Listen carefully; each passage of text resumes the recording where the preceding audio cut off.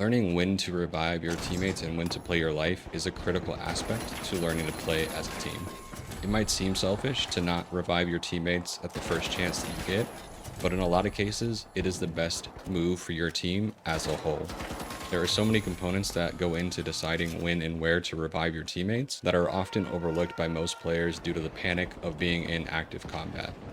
That said, learning how to control that panic while you're in combat to make the right choice for yourself and for your team will take you so much further in your games.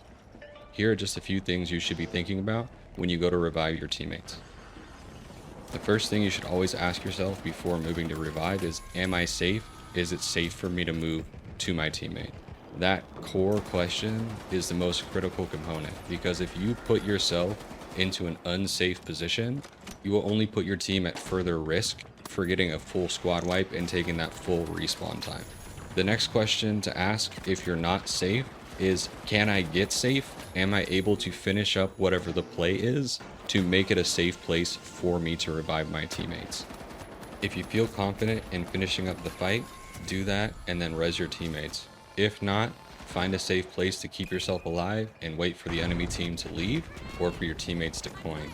There will be times when there is no safe place to res, but you're going to have to res anyway because the situation demands it. And those are situations where you have no ability to maneuver or change the scenario from what it currently is.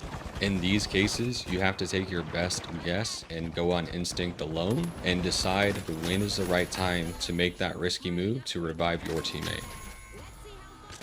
Other things to keep in mind is how much time is there left in the match, what is the position of my team on the scoreboard.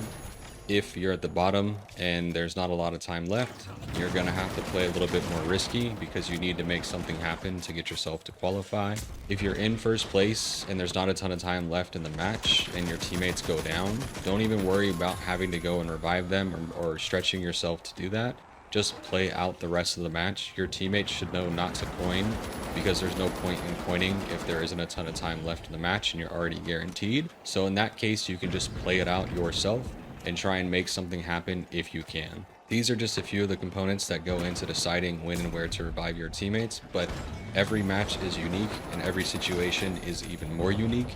So use your best judgment to decide if that revive is really worth the risk. That's it for me today, y'all. Thanks for watching.